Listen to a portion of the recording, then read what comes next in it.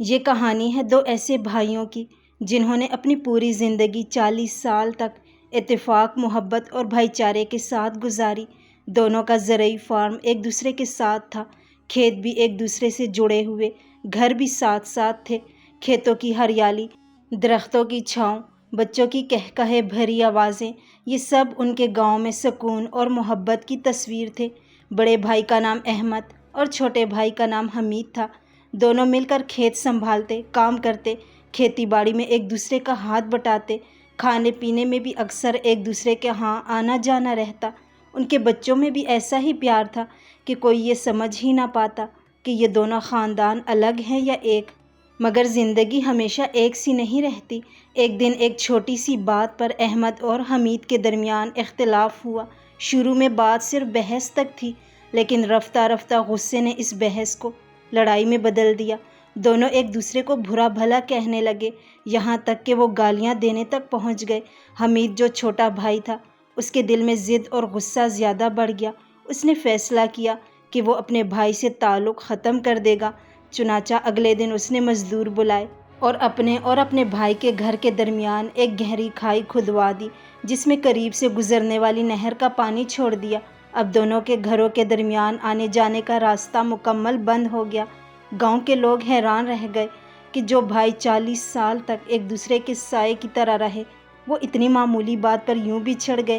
اگلے دن احمد یعنی بڑے بھائی نے ایک ترکان کو بلایا۔ اس نے غصے میں کہا، سامنے جو فارم ہاؤس ہے نا، وہ میرے بھائی کا ہے۔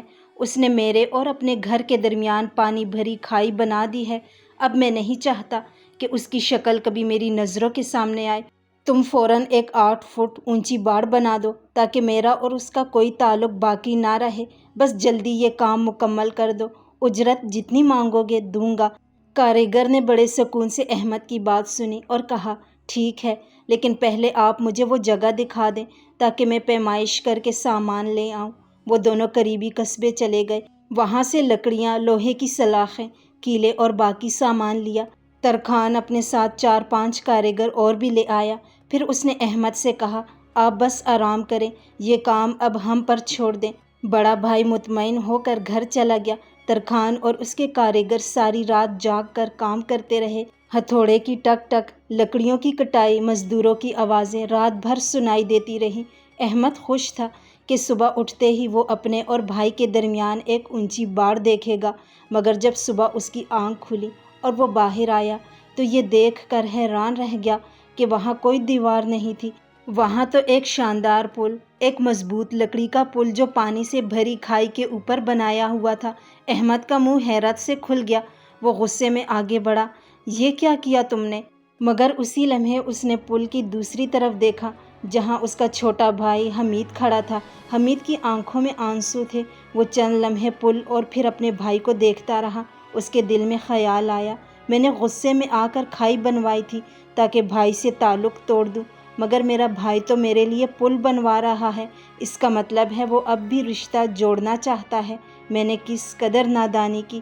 احمد نے جب اپنے چھوٹے بھائی کی آنکھوں میں آنسو دیکھے تو اس کا دل بھی بھر آیا۔ وہ سوچنے لگا، چاہے قصور اس کا تھا یا میرا، مگر میں نے بھی جلد بازی میں فیصلہ کیا۔ بھائی تو بھائی ہوتا ہے، تعلق توڑنا حل نہیں ہے۔ چند لمحے خاموش رہنے کے بعد دونوں بھائی آگے بڑھے، پل کے بیچ میں ملے اور ایک دوسرے سے گلے لگ گئے۔ ان کے آنسو پل کی لکڑیوں پر ٹپک رہے تھے۔ یہ منظر دیکھ کر دونوں گھروں کے بیوی بچے بھی باہر نکل آئے۔ وہ خوشی خوشی پل پر دوڑتے ہوئے آئے اور سب اکٹھے ہو گئے۔ پل اب صرف ایک لکڑی کا ڈھانچہ نہیں تھا، بلکہ محبت، صلح اور بھائی چارے کی علامت بن چکا تھا۔ اب بڑا بھائی ترکان کو ڈھونڈنے لگا تاکہ اسے اجرت دے سکے۔ وہ قریب ہی اپنے اوزار سمیٹ رہا تھا۔ احمد تیزی سے اس کے پاس گیا اور کہا، بھائی تم نے بہت اچھا کام کیا ہے، اپنی اجرت تو لیتے جاؤ۔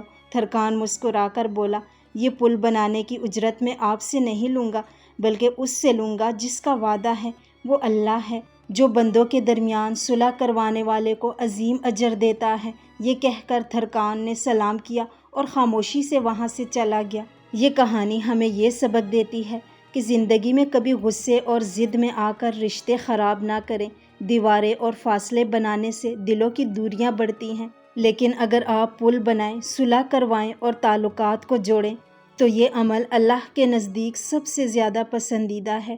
رشتے توڑنے والے کبھی سکون نہیں پاتے، لیکن رشتے جوڑنے والے ہمیشہ عزت، محبت اور اللہ کا انعام پاتے ہیں۔ اور اس کہانی کا سب سے بڑا سبق یہ ہے کہ رشتے اللہ کی سب سے قیمتی نعمت ہیں، چاہے وہ بھائی کا رشتہ ہو، والدین کا، بیوی بچوں کا یا دوست احباب کا۔ یہ سب ہمارے لیے سکون، سہارا اور خوشی کا ذریعہ ہے۔ لیکن اکثر ہوتا یہ ہے کہ ہم وقتی غصے، ضد یا انا کے چکر میں وہ رشتے برباد کر دیتے ہیں جو ہماری زندگی کی اصل طاقت ہوتے ہیں۔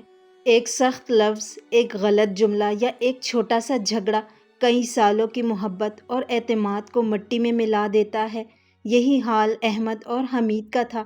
دونوں نے اپنی پوری زندگی پیار اور اتفاق سے گزاری، لیکن ایک معمولی بات پر ضد نے انہیں الگ کر دیا۔ حمید نے کھائی کھود کر دیوار بنا دی۔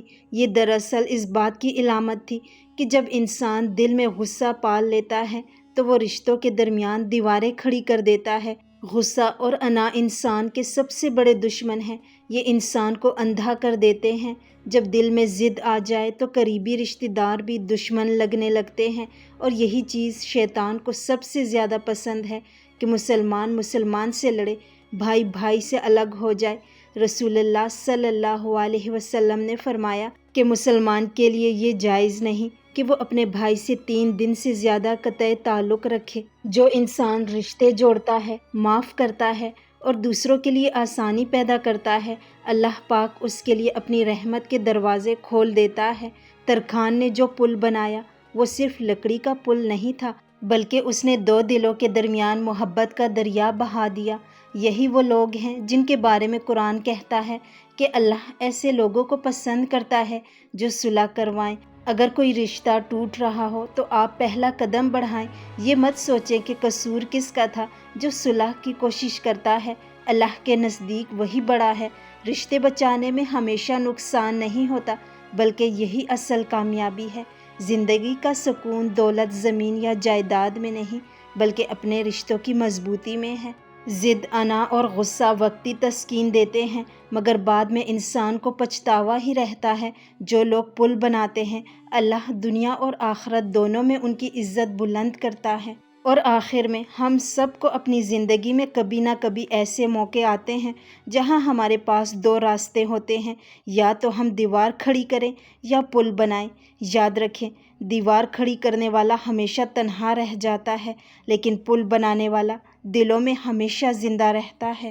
یہ تھی آج کی کہانی۔ امید ہے آپ کو پسند آئی ہوگی۔ اگر کہانی اچھی لگی ہو تو ویڈیو کو لائک کریں، اپنے دوستوں کے ساتھ شیئر کریں اور چینل کو سبسکرائب کرنا مت بھولیں۔ ملتے ہیں اگلی کہانی کے ساتھ۔ تب تک کے لیے اپنا اور اپنے پیاروں کا بہت خیال رکھیں۔ اللہ حافظ۔